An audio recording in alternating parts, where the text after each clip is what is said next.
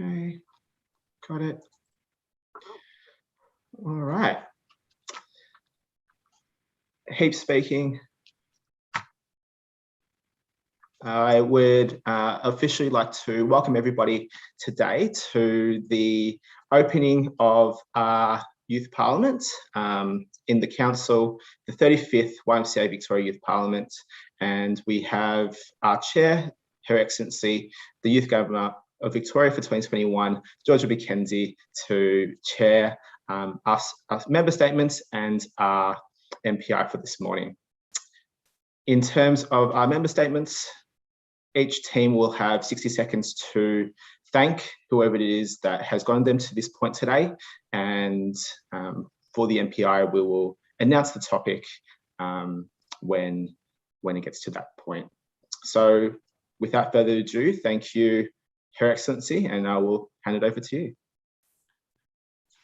Georgia speaking. Thank you, Heap. And we will kick off with statements by members. Do any members wish to make a statement?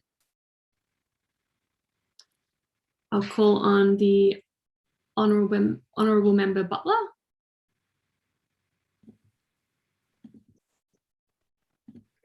President, the Honourable Member Butler. On behalf of the Ivanhoe Girls Grammar School team, I would like to express my sincere thanks and appreciation to all those who helped us get to where we are today here in Youth Parliament. Firstly, a massive thanks to our school, Ivanhoe Girls Grammar, in particular Mr. Lewis, who helped us get started and organised and has continued to support us throughout our journey here. Secondly, we would also like to thank Task Force members Miora, Trainer and Heap, who were a great assistance with the development of our bill. Additionally, I would like to express my gratitude towards Dr. Nikki Vincent, the Victorian Commissioner for Gender Equality, as well as Ingrid Stitt, the Victorian Minister for Workplace Safety, for taking the time to meet with our team and providing us with educational and inspiring insight towards such matters which were of great assistance to us. And finally, we'd like to thank the comms team for organising and making these stakeholder meetings happen. Thank you. Thank you. The Honourable Member Scott.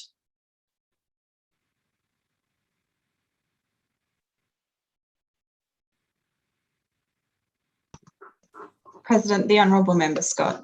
On behalf of the New Haven College team, I would like to thank Bass Coast Shire Council, led by Mayor Brett Tazari, for funding our participation.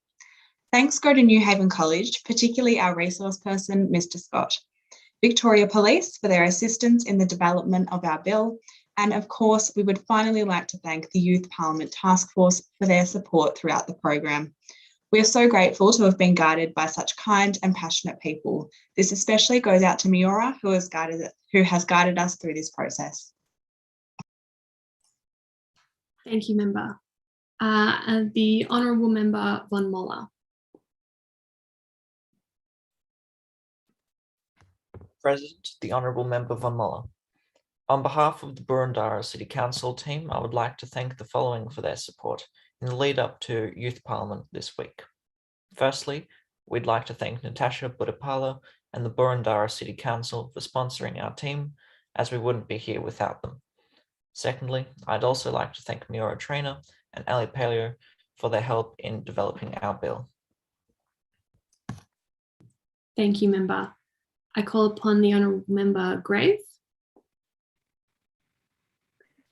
President, the Honourable Member Gray.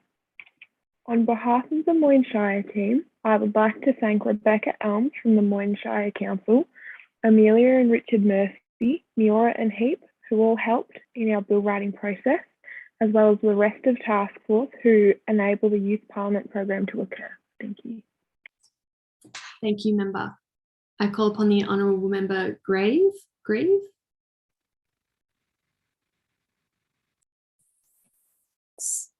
President, the Honourable Member Grave. On behalf of the Castlemaine Secondary College team, I would like to thank the Victorian Government Regional Rural Access Fund for sponsoring our team. Cody Webb and Patrick Byrne from the Department of Education and Training, and Steph Williams from the Victorian Building Authority for meeting with us. Megan and Lachlan for facilitating the meeting, and Shanti for supporting us to write our bill, and Castlemaine Secondary College for organising our team. Thanks. Thank you, Member. I call upon the Honourable Member Griffiths. President, the Honourable Member Griffiths.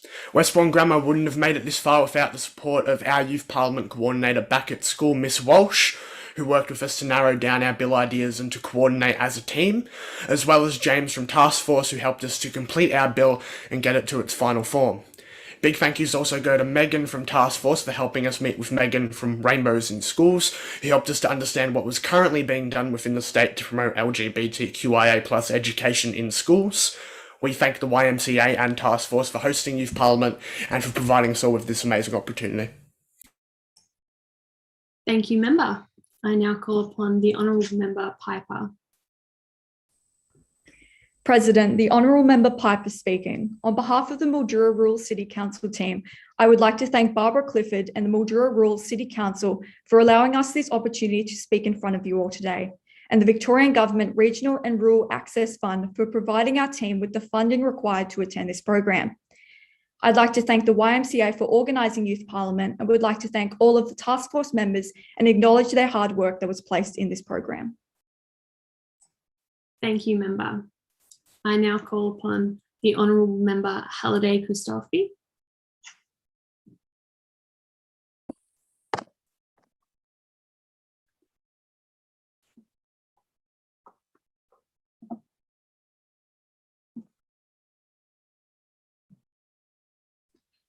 Sorry, my apologies. President. Honourable Member Halliday Christofi. On behalf of the Deaf Victoria team, I would like to show my appreciation and gratitude to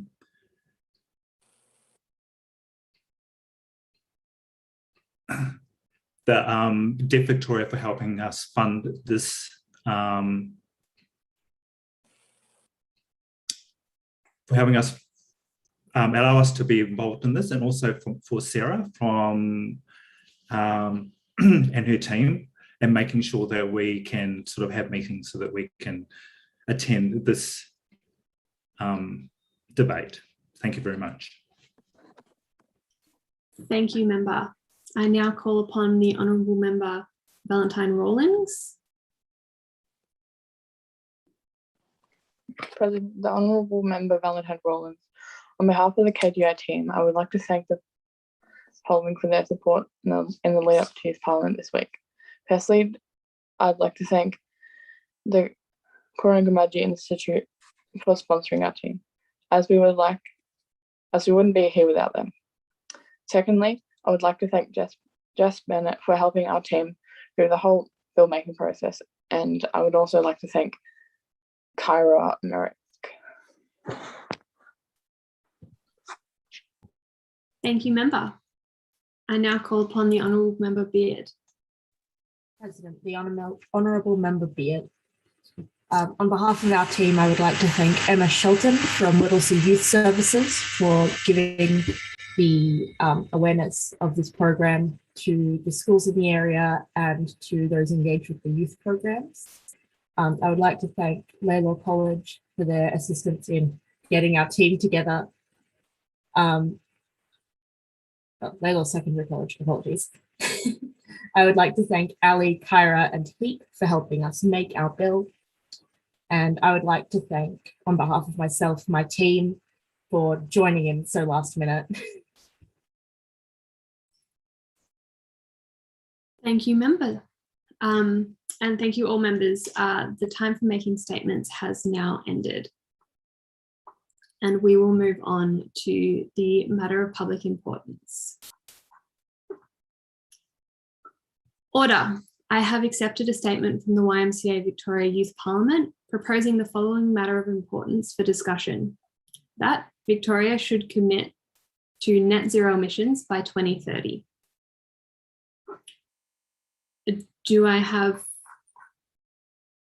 I call on the sponsor of the bill.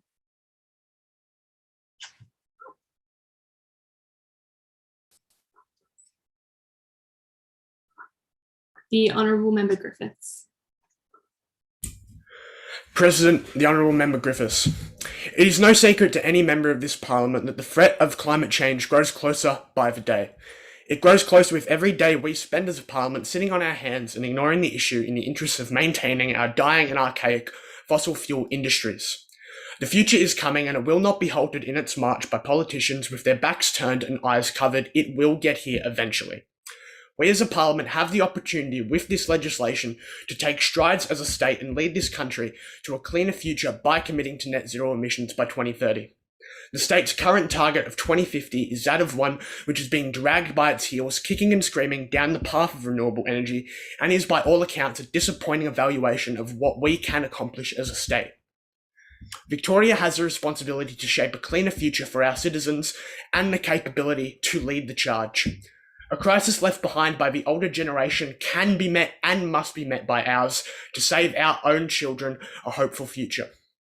We have the opportunity to bring our hardworking coal miners and workers in the fossil fuel sector into a thriving new industry that will survive and prosper past fossil fuels. Our workers deserve the opportunity to transfer into a new industry and get ahead of the change that will inevitably sweep this state off its feet if we are unprepared. A commitment to net zero emissions ahead of schedule will save this land of scorching sun and pelting rains from natural disasters such as the bushfires and floods that every year break down our country and uproot families from their homes. Not just here on our island are these disasters felt, but across the globe. And with rising sea levels, this could only worsen without action. Victoria can lead this country with a renewable energy industry, creating jobs and growing the economy as a global innovator and exemplary example of what can be achieved in this new age.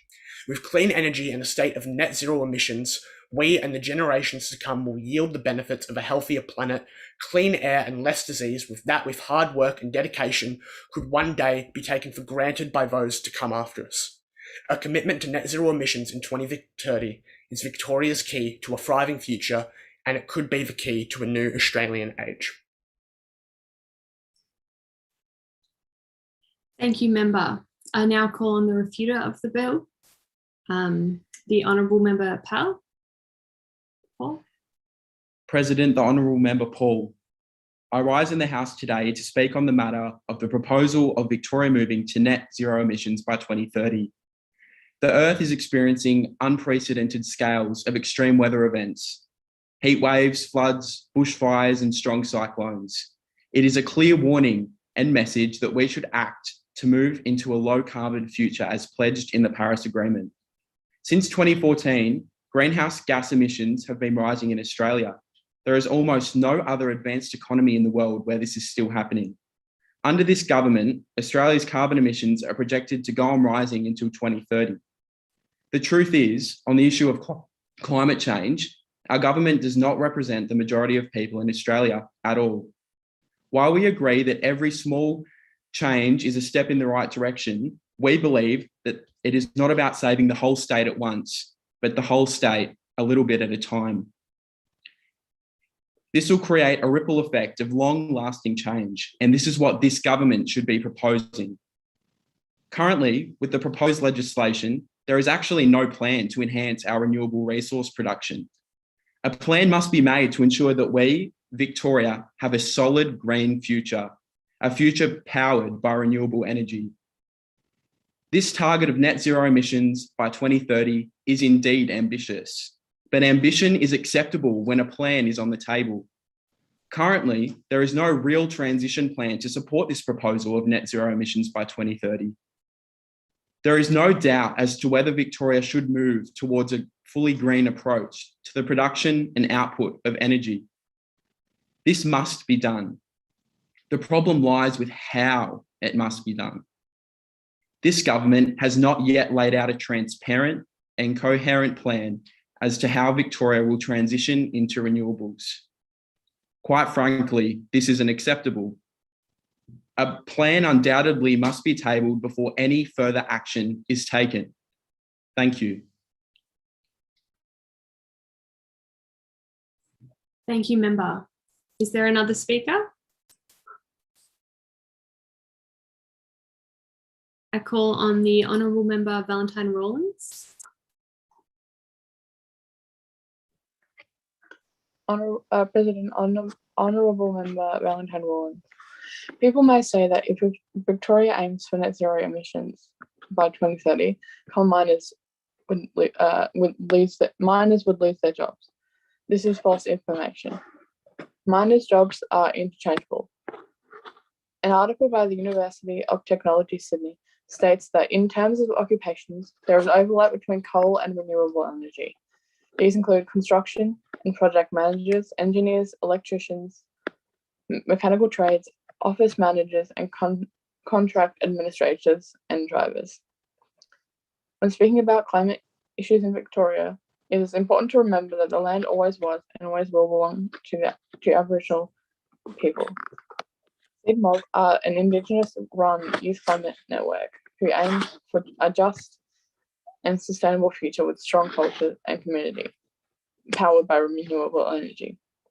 Aboriginal and Torres Strait Islander people have lived sustainably off this land since time began.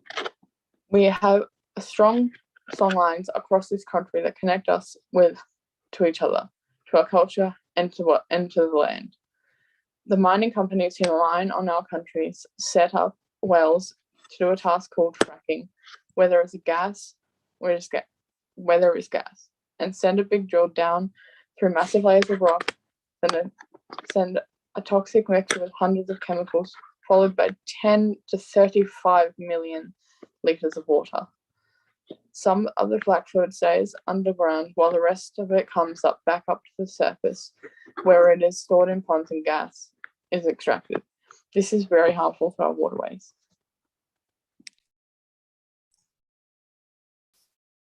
Thank you, member. Do I have another speaker? The Honourable Member Beard. President, the Honourable Member Beard, I rise in the House today to speak on the matter of Victoria committing to net zero emissions by 2030. The state has already promised to halve emissions by 2030 and reach net zero by 2050, targets which were described as ambitious by Climate Change Minister, the Honourable Lily D'Ambrosio. No other state in Australia has yet to set such ambitious targets, and Victoria was the first to commit to the 2050 target. There is no doubt that Victoria has been leading the way in terms of climate action, and it is also safe to say that these particular dates and targets have been set for a reason, and with one large and looming factor being the issue of employment. Thousands of Victorians find stable employment within the energy sector, and with this very sector being responsible for the vast majority of emissions, these people will also be left the most vulnerable. More time is needed to ensure that these workers are provided with adequate training and alternative employment options for the future. This is a transition that cannot and should not be rushed. It needs to be done carefully and properly for the benefit of employment in Victoria and Victoria's economy, especially in the wake of the COVID-19 pandemic, where many individuals and families have been left struggling. It is important that the state does not leave valued workers behind with an inability to find work, many of these people living in regional and rural Victoria. Setting emissions targets is incredibly important, but it is also important that it be done right with a seamless transition for those directly involved. Thank you. Thank you, member. Do I have another speaker? The Honourable Member Bethune. President, the Honourable Member Bethune. For me, I live in the beautiful area of Gippsland, which is the beautiful Gunai land. And in the past year, you may have known that in 2020, at the start of 2020, we had the bushfires that connected Victoria and New South Wales. And we've also had some recent floods in one of the biggest towns in Gippsland, which is Traralgon. Climate change is just going to get worse. We are starting to have colder winters and hotter summers, and it's just going to get worse. The beautiful country of Gippsland, many towns are still recovering from the 2020 bushfires and the COVID-19 pandemic put together. Living on this beautiful country, surrounded by hills and beautiful bushland, we aren't strangers to floods and fires. For example, in 2007, a small town of Newry was flooded by the Glenmaggie Dam, and this very small town was also threatened in Aberfeldy bushfire of 2013. For me personally, I know just how bad these natural disasters are, as all of them I've been personally affected, either me or my family. And there is nothing more devastating than seeing a beautiful part of the world turn into ash. If we don't lower our emissions by 2030, I believe that climate change is just going to get worse, and we're going to have more of these fatal natural disasters. Thank you, member. Is there another speaker?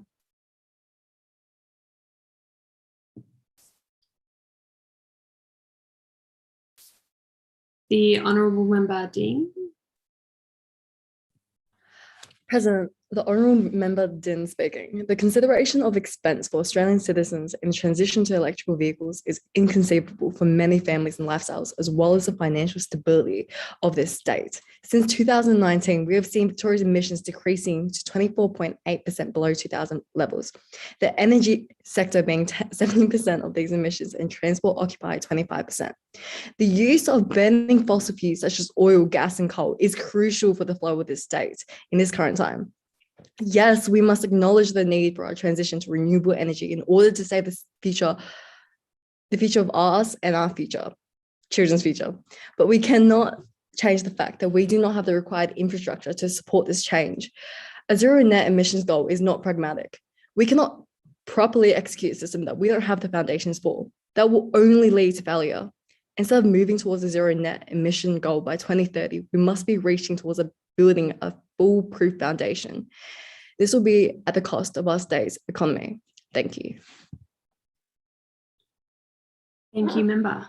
Do we have another speaker? The Honourable Member McRae. President, Honourable Member McRae. As Honourable Member Bethune has already stated, climate change is already ruining people's lives, and this will only get worse if we don't act now. We in Victoria have to play our part and address this pressing issue, and we can start with this bill. This bill is a great step in the right direction to limiting emissions in Victoria and will allow us to also become a leader within Australia and pave the way for addressing the climate crisis. The latest Intergovernmental Panel on Climate Change report has found that there is a narrow path to avoiding a climate catastrophe, and we can only do this by implementing immediate, significant, and sustained emissions reductions. This needs to happen now. We have no time to waste fluffing about with this issue. It is urgent. As the United Nations have stated, climate change is the defining crisis of our time, and it is happening even more quickly than we feared. But we are far from powerless in the face of this global threat.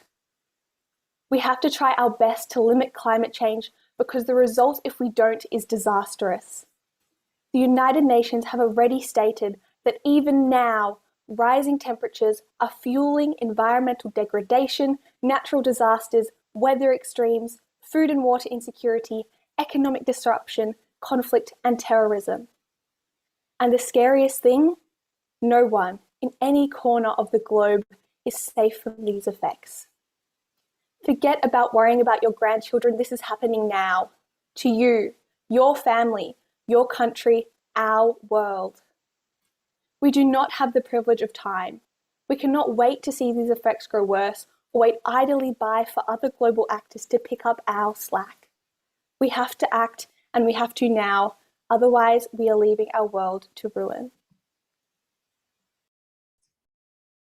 Thank you, Member. Do we have another speaker?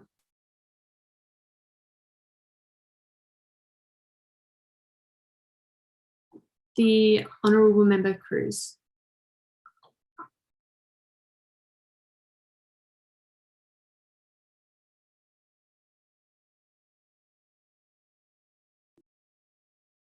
Sorry, just had problems with the microphone there. President, Honourable Member Cruz, I believe that the year 2030 is too far in the future in regards to the carbon emissions.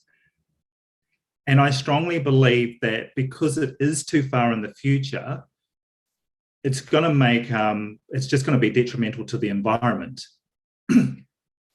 So I believe that the fossil fuels are going to have a significant negative impact, right, for everything. And I believe that the timeline needs to be a lot shorter because we don't want to have the significant impact and make things worse for our environment. And that's a huge impact for us. I believe that we need to act now and we need to do it before 2030. So the sooner the better we can reach our goal, that will be fine. But I think if you just keep delaying the process for 2030 or 2050, it's just going to make things worse. We need to act now. Thank you, Member. Is there another speaker? The Honourable Member Chesler. President, the Honourable Member Chesler. We have heard from the opposition that a target of net zero emissions by 2030 is too ambitious, too disruptive, too costly. I think about it differently. What is the economic cost of inaction? What employment and development opportunities do we lose by delaying? Taking action too late is worse than taking too much action early. To summarise modelling by the state government, an interim target of 45% emissions reduction by 2030 fails to limit our contribution to 1.5 degrees of warming. Larger targets still mean very rapid transitions after 2030. So if we want to do our bit to limit warming, we need to be quick. The question is whether we delay the costs of transition to after 2030 or bring it forward to before 2030 through a net zero target. I say cost, but I caution that modelling consistently overestimates the costs of transition due to emergence of newer, cheaper technologies. I've talked about the distribution of transition costs, but I'd like to talk about the benefits. Early action ensures we don't lock in high emissions investments and have to deal with the added cost of mitigation down the track. We can take advantage of low emission, low cost solutions. Think new industries, new technologies, emerging hydrogen generation, large scale batteries, and transport investments. Furthermore, as countries impose border taxes on carbon intensive imports, Victorians will retain privileged access to major markets. Investing in these opportunities now, rather than in a decade, is more cost effective and ensures we can reap the economic rewards earlier. These benefits accrue to the regional communities affected most by the transition away from fossil fuels. So when the opposition talks about the cost of net zero emissions by 2030, think instead about the jobs, the industries, and the opportunities forgone by locking in flimsy policy. Thank you. Thank you, Member. Is there another speaker? The Honourable Member Dennis.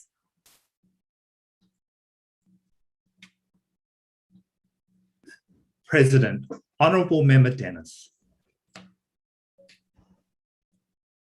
While I acknowledge that the coals and the fuel and the fossils and everything that's happening with the carbon emissions, I believe that I think it's great for our infrastructure, for travelling, and I think that at the moment the currency that we have is probably not enough for our infrastructure.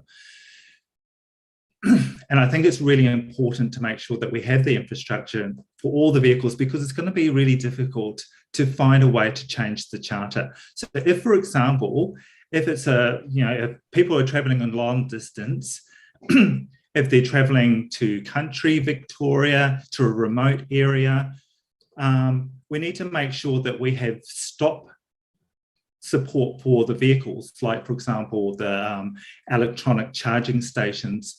And I think that it's really important that we need to have this all set up for our infrastructure before 2030, because we rely on so much fuel as it is now, and also the coal and all the fossil fuels and everything like that is really important, and it's really powerful. It's a lot powerful than the electricity that we have at the moment. So I think it's really important for efficiency that we make sure that we have the right quality of service. So I think that it's going to boost, it has a lot more boost for the fossil fuels, but we also need to think about the electricity. And I think since there's no infrastructure for the support of renewable energies, we need the correct infrastructure for 2030 or else everything will be gone. And I know that the government plan is to support us in our infrastructure and our energy to make sure that we don't use or don't lose or use too much carbon emission by the year 2030. Thank you. Thank you for listening. Thank you, Member. Is there another speaker? I call on the Honourable Member Porflet Espinosa. President, the Honourable Member Porflet Espinosa. The health benefits of reducing CO2 emissions are something that are usually glossed over, but by achieving net zero emissions by 2050, we would be able to save millions of lives and prevent further health issues that could come around because of air pollution. The World Health Organization estimates that 7 million people die every year from air pollution, which could be easily preventable by achieving net zero. And 9 out of 10 people in the world are breathing in air that contains higher levels of pollutants than what their guidelines deem healthy. Air pollution makes asthmatic symptoms worse. A study showed that a group of campers with moderate to severe asthma showed that they were 40% more likely to have acute asthma symptoms on high pollution summer days than on days with average pollution levels. To achieve said net zero, fossil fuels will become redundant, which will be for the better, as a majority of miners have deteriorated lungs due to breathing in constant coal particles and other dangerous minerals such as mercury and arsenic. The miners aren't the only ones affected by the dangerous particles released by the mines. In the mining town of Arroyo, Peru, almost every child had dangerously high levels of toxins in their blood. And not only in Arroyo, more than 40% of children in mining towns have mental deficiencies. Coal mines are a deadly environment as well, not just due to the heavy levels of pollutants and dangerous materials. Around 15,000 coal miners die every single year, making it one of the most lethal working industries. All these deaths are easily preventable if we aim to reach net zero emissions by 2050. Thank you.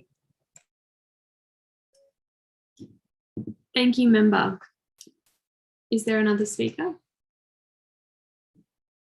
I call on the Honourable Member Roy Singh. President, the Honourable Member Roy Singh. Going net zero emission by 2030 means everyone in Victoria must depend on renewable energy. The renewable energy infrastructure will need to be produced from scratch, which is expensive and time-consuming. At the present time, most renewable energy generators are expensive to set up. Also, sources such as wind turbines and solar cells rely heavily on the weather. If it's not windy day, wind turbines will not turn. If it's not sunny, solar cells will not produce much electricity. The Victorian government green schemes have added an extra burden to our energy bills over the past decade with Renewable Energy Target Scheme, RET, household solar panel grants, and other energy efficient initiatives for households and businesses. While it's imperative to reduce greenhouse emission, the schemes have lacked unity and support from the government, resulting in questionable results. It appears there has been no master plan for Victoria as a whole, with municipality and local government sharing the responsibility of the energy supply alongside the Victorian government. Thank you. Thank you, member. Do we have another speaker?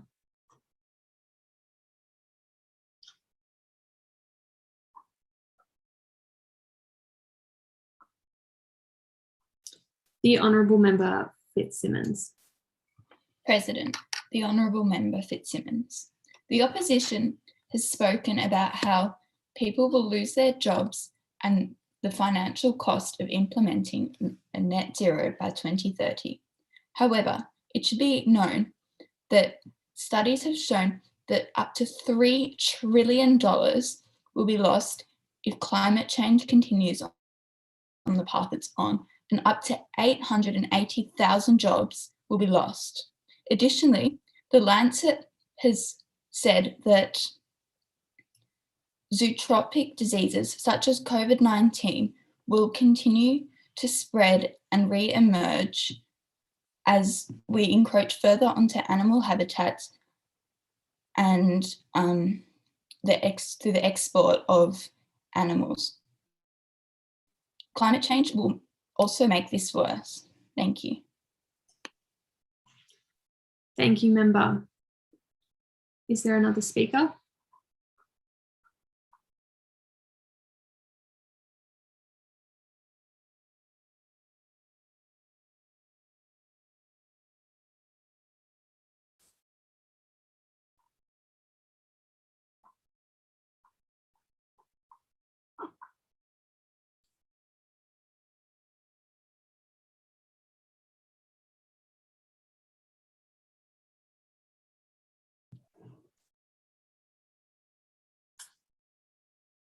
Is there another speaker for the opposition?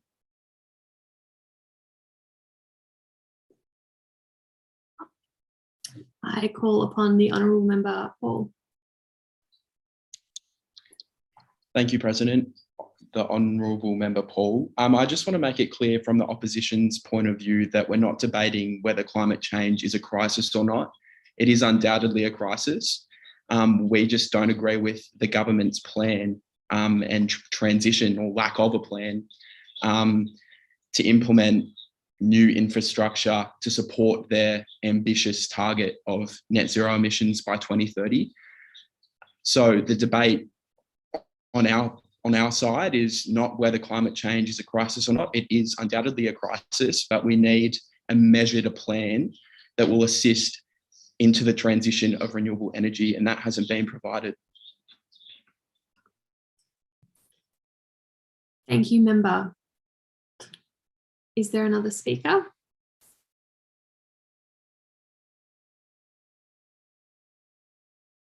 I call upon the Honourable Member Cruz.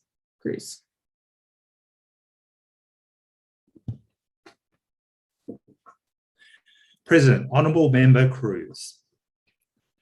I strongly believe that the best way to, as people were saying before, with regards to changing the carbon emissions is to make sure that everyone becomes a vegetarian. Because it's plant-based, right? It's a plant-based product. So I think that's probably the best way to do this because it's going to save our plants, save our trees, save all of the animals in the world.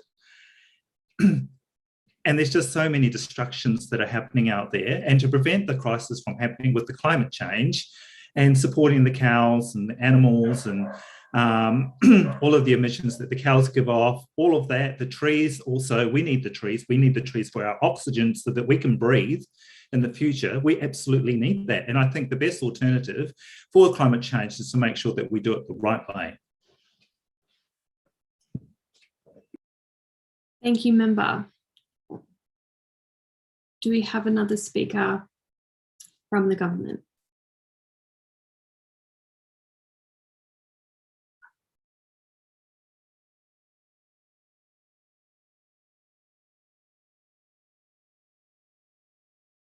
I call upon the Honourable Member Boyd. I would like to address the false accusations made by the opposition in relation to this bill. The opposition claimed achieving net zero emissions by 2030 is too ambitious. The government disputes this claim, noting that we are already ahead of our emissions targets for 2025. Furthermore, our trajectory suggests that net zero emissions by 2030 is within reach. While we acknowledge it will be a challenge, it is a welcome challenge that will promote positive growth within the state. Secondly, the opposition claimed that this target would force change to occur too quickly, preventing a, quote, seamless transition from fossil fuels to renewable energy sources. As the Honourable Member Valentine Rowlands already stated, the ability of coal miners to transition to jobs in the renewable energy sector is proven. The two roles have a large overlap of skill sets, meaning they are largely interchangeable. As such, the opposition was incorrect in their claims. Thank you, Member. Do we have another speaker for the opposition?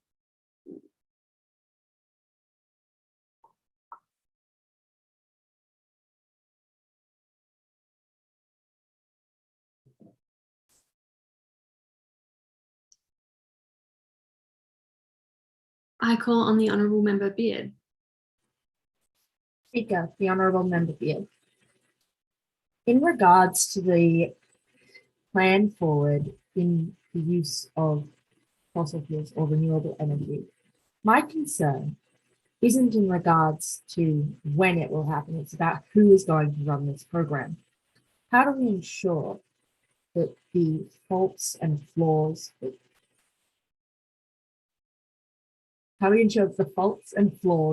of our, in some areas, corrupt fossil fuel systems aren't going to transfer over when we go into renewable energy? How do we stop any of the corruption and any of the money seeking that is entirely common practice in business from occurring?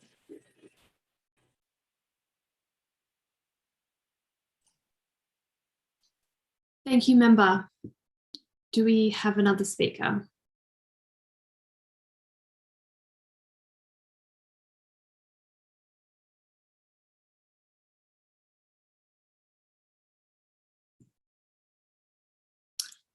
I'm going to try to keep it to speakers from now on who haven't spoken before.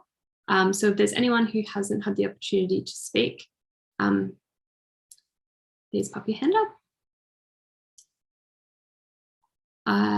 And we're looking for a government speaker, I believe.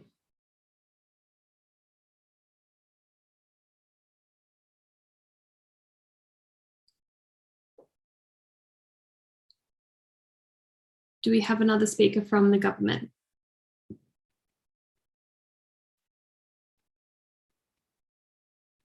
If not, we will finish the debate. So it's last opportunity to pop your hand up to speak for the government on this.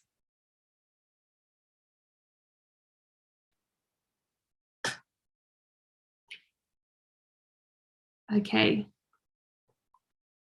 I'm going to give it one more second.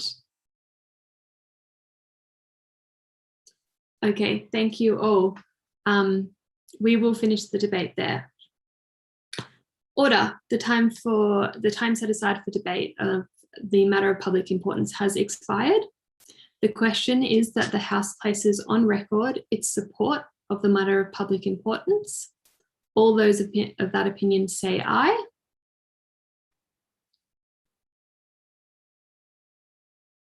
To the contrary, no.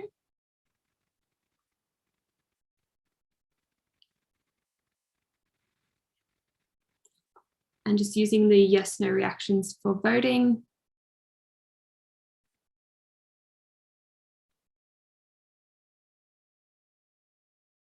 You can keep your reactions up. And it's a vote on your conscience, remember.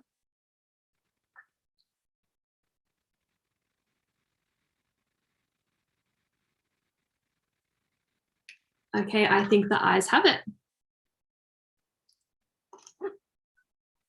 That brings to conclusion the debate on the matter of public importance. Thank you all for participating, and I will hand it back over to Heap to wrap up the debate.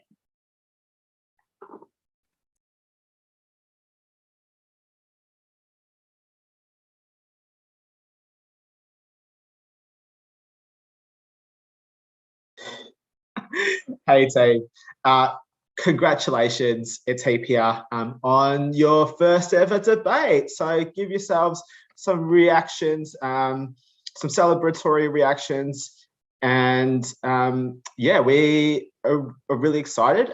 Obviously that was a little bit of a timid start in terms of us getting the timing and all that kind of stuff as well, but from next debate on, when we actually get started, we'll definitely be a little bit more on it in terms of making sure that only speakers that haven't spoken before will speak, as well as making sure we go back and forth in terms of government and opposition as well. Amy, you're more than welcome to stop streaming now if you'd like. Thank you for those that watched at home. We appreciate your support and hope to see you at the next debate.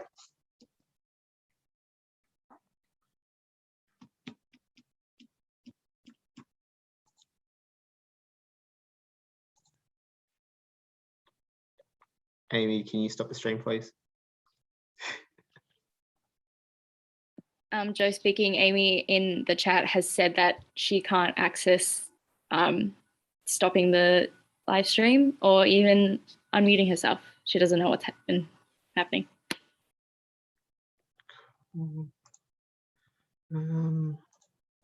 That's all right. We'll just keep going. All right, folks. Just a couple of things to note for your next debate. It's the first official debate New Haven are sponsoring, and who is refuting? It should be Ivanhoe Girls. Yes, am I correct in saying that? Someone give me a thumbs up if that's the correct information that I've got. New Haven v Ivanhoe Girls. Beautiful. All right. In terms of the debate, we'll make a start at exactly 12:30, but please come in at 12:20, which is the time that we've asked you to come in to make sure that we set up for our debates and doing your Zoom backgrounds and changing your name and all that as well. The only couple of things that I'd like to mention in terms of debate itself, just make sure that you're always addressing the President before you start. So you say, President, the Honourable Member, last name, and then you start your speech, and the use of the word you as well. So make sure that you're not using you in debate unless you're referring directly to the President. So I'll give you an example. Let's say you're referring to the government or the opposition, and you say, you are wrong. In that case, you're saying that the President is wrong, and the President had nothing to do with the bill. So it'd be like, that's a bit mean.